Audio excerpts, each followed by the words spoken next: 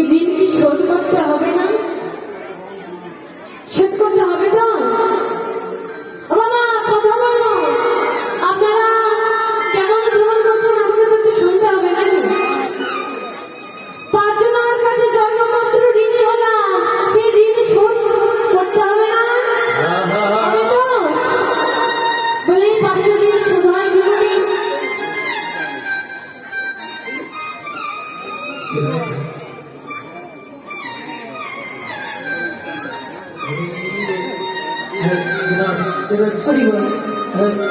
উপস্থিত ভক্তবৃন্দ, তো আমার কমিটির দাদারা মন্দিরের জন্য কিছু কালেকশন করবেন।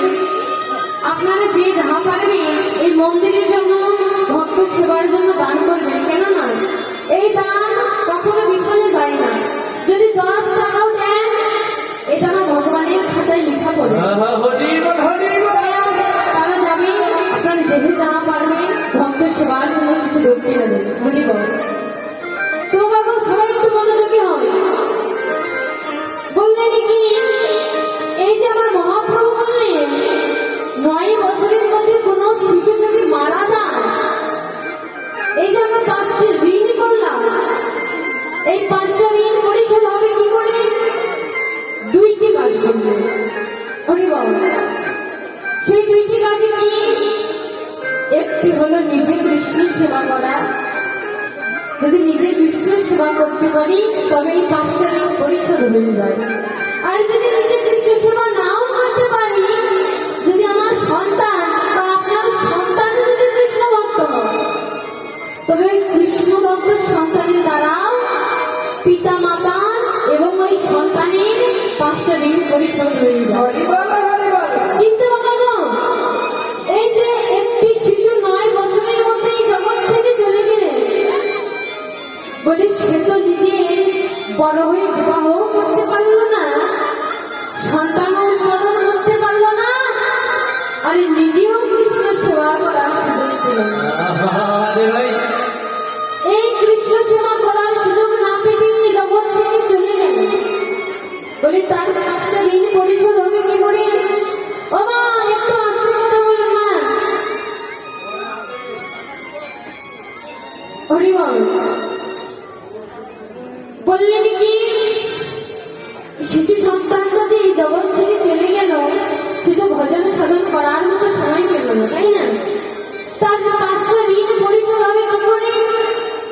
আমরা প্রত্যেকটি জানি যে জন্ম মৃত্যুর পর আমাদের কারোর সঙ্গে কারো দেখা হলো, আমরা তো তাই জানি, তাই না বাবা?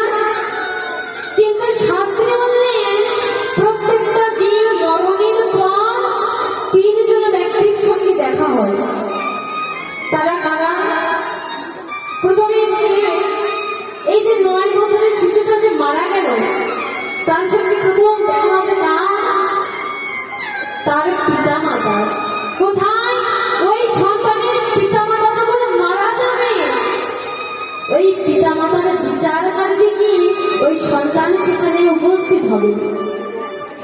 যখন আমার ভগবান সেই পিতা মাতার বিচার করবেন, তখন ওই শিশু সন্তান গিয়ে প্রভুকে বলবে, প্রভু শিশুকালে মৃত্যু এসে আমাকে নিয়ে এসেছে তোমার চরণে, কিন্তু আমি তো কৃষ্ণ নাম করতে পারিনি, নিজে সন্তান উৎপাদন করে তাকেও কৃষ্ণ ভক্ত করতে পারিনি, কিন্তু আমি যে আমার পিতা মাতার কাছে দিই।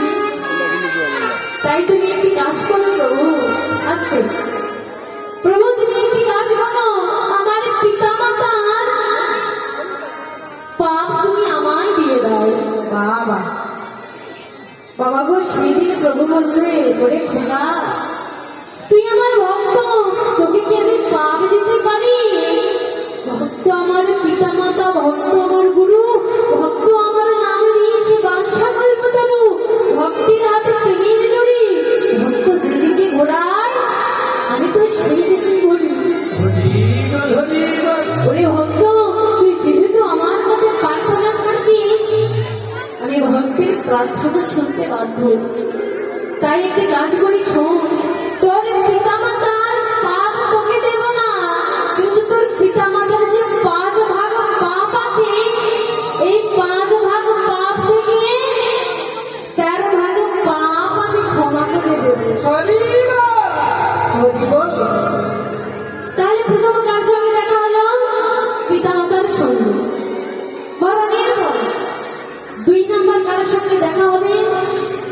হলেন মহামানুষ। মহামানুষ কি গো? এই জগতে মহামানুষ কে কেউ জানেন না? তিনি হলেন আপন আপন শ্রী গুরুদেব। পারেন নামে কাছে কয়জন, গুরু যদি সঙ্গে না থাকে নাবিক কোনো নৌকায় নেবে না। এই জগতে যে যে গুরু তার শিষ্যকে যদি পার না করে, যদি ভগবতীর কান্ডারি করে না নিয়ে যায়, তাকে যে ভগবানও পার করে না। কিন্তু বাবা গো,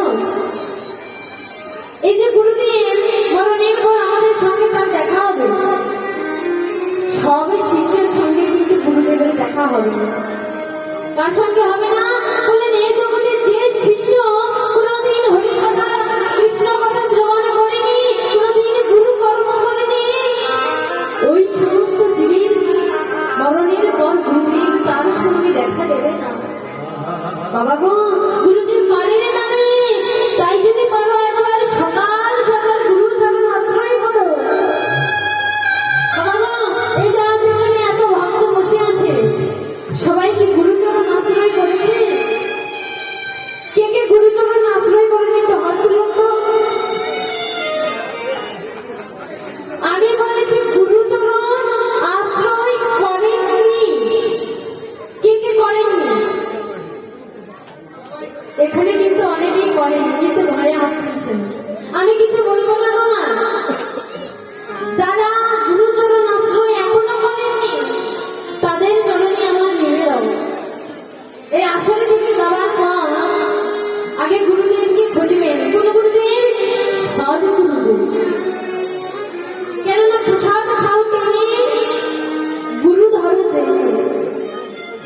বাবা গো, এখানে বললেন যদি গুরুচরণ আশ্রয় করতে হয়, আগে সৎ গুরুচরণ আশ্রয় করো। তা বলি সৎ গুরুচরণ আশ্রয় করতে কেন বললেন? তবে গুরুদেব কি অসৎ হয়? গুরুদেব কি অসৎ হয়?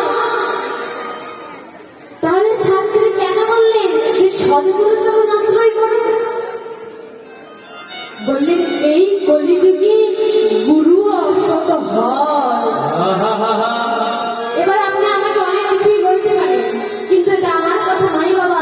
শ্রী চৈতন্য চরিতামৃত খুলে দেখবেন, আমার মহাপ্রভু নিজ বদনে বলেছেন, হে কলির জীব, জগতে যদি গুরুচরণ আশ্রয় করতে হয়, তবে এই 13 প্রকার গুরুর সঙ্গ কোনোদিন করো না।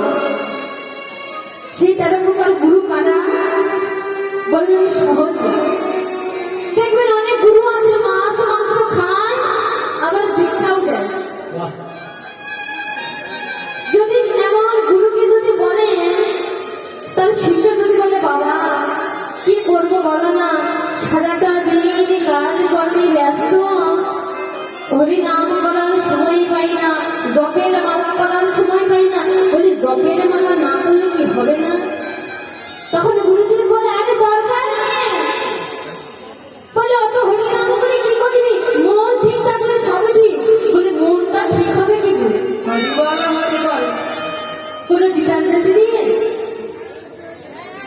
এই মনটা কি কোনো ডিটারজেন্ট দিয়ে পরিষ্কার হয়? কিন্তু ও তো জানে না যে হরির নামটাই ডিটারজেন্ট। তারপর কি বললেন?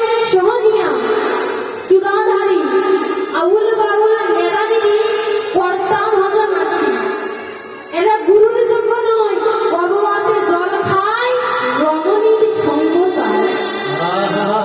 এদের সঙ্গ ছাড়ো নিরন্তর, এদের সঙ্গ করিবি যদি চৈতন্যের বিরোধী। যদি অসৎ গুরুর সঙ্গ করো, তবে তোমার মাঝে যদি কিঞ্চিত প্রেম ভক্তি থাকে, সেটাও নষ্ট হয়ে যাবে। তাই আজ ভগবতীর কান্ডারি আমার গুরুদেব মরণের পর দেখা হলেন তার সঙ্গে, গুরুদেবের সঙ্গে। তাহলে দুইজনের ব্যক্তির সঙ্গে দেখা হলো, তাই না? এক পিতা মাতা, আর দুই হলো আপন আপন গুরুদেব। আর 3 নাম্বার কার সঙ্গে দেখা হবে মরণের পর? বললে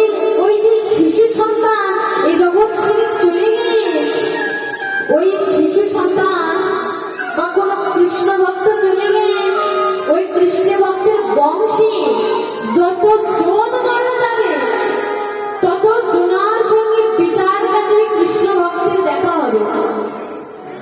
আর ওই তার বংশের যত জনার জন্য আমার ভগবানের জন্য ওই কৃষ্ণ ভক্ত সন্তান প্রার্থনা করবে, বংশের তত জনকে আমার ভগবান ক্ষমা করে দেবে।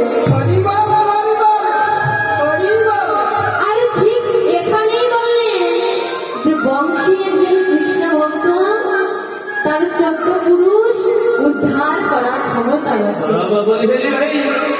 তাই যদি পারো মা, বাবাদেরকে বলছি না, কেননা বাবারা তো কাজে ব্যস্ত থাকে, তাই এই কথাটা মায়েদের বাবাদের দোষ দেব না, কারণ তারা তো সারাটা দিন ঝড় বৃষ্টি রোদ উপেক্ষা করে ইনকাম করে আনে, তবেই তো সংসার চলে, তাই না? তবে সন্তানকে শিক্ষা দিতে পারে কে? একজন মা। বললেন মাটি যদি ভালো হয় ফসল কিন্তু ভালো হয়, তাই না? বললেন মাটি যদি ভালো হয়, একবার বললেন মাটি মানে এই যে বসুমতী মা, এই মাটি যদি ভালো হয়, এই মাটিতে যদি যতই খারাপ বীজ রোপণ করুন না কেন, এই ভালো মাটিতে তুমি ফসলটা কিন্তু ভালো হয়। আবার বললেন মাটি যদি ভালো হয়, মানে ওই মা যদি ভালো হয়, বললেন এই জগতে ভালো মাকে না যেই মা কৃষ্ণ ভক্ত, যেই মা সকাল সকাল তার সন্তানকে ভজনের পথে এগিয়ে দেয়, সেই হলো এই জগতে ভালো মা। তাই মায়েদের কাছে বলছি, মাগো যে সকালবেলা হলে অনেক মা আছে, সকালবেলা হলে তার সন্তানকে বলে ওরে আর কতক্ষণ ঘুমাবি, আর কতক্ষণ ঘুমাবি জানে না, টিউশনের সময় হয়ে গেছে, এবার পড়তে যা। টিউশন করে শেষ করে বাড়িতে আসলো তো এবার খাওয়া দাওয়া করে স্কুলে যা, তাই না?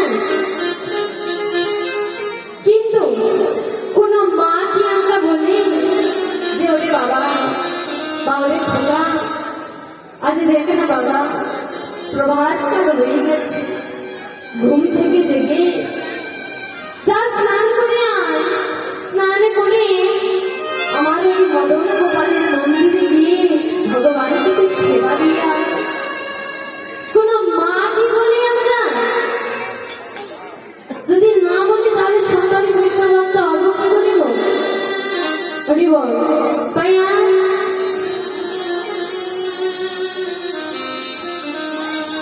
হরিবল। তাই আজ আমার মহাপ্রভু এই কলিযুগে এলেন, কলিযুগে এসে মধুমাতা হরিনাম কৃষ্ণের নাম অর্পণ করছে। এই মধুমাতা হরিনাম কৃষ্ণের নাম অর্পণ করছে, আর নদীর এত নদী সুরধনী গঙ্গার করে হরিনামের খেলা খেলছে। হরিবল। আমার গৌরবী ভক্তদেরকে নিয়ে হরিনামের খেলা খেলছে। কেমন করে? ওরে খেলায়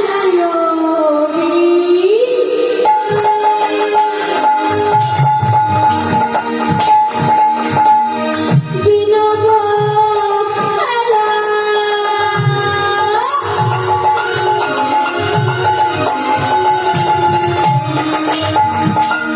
আমার গোরা গোরা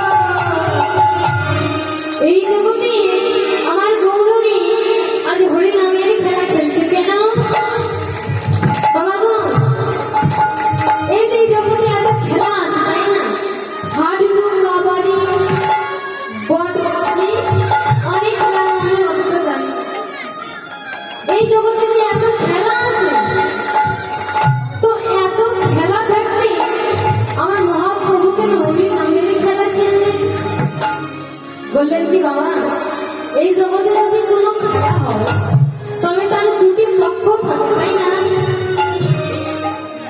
এক পক্ষ হেরে আর আরেক পক্ষ জেতে, তাই না? আর এই খেলায় দুটি পক্ষের চিন্তা ভাবনা থাকে কি কেমন করে জিতব, কিন্তু দুই পক্ষই তো জিততে পারে না, এক পক্ষ হেরে যায়, তাই না? তাই যে খেলায় হার জিতাচ্ছে এই খেলা আমার গৌর হরি খেলবেন না কেন? বলে জিততে হলে তো উদ্ধার করতে হবে।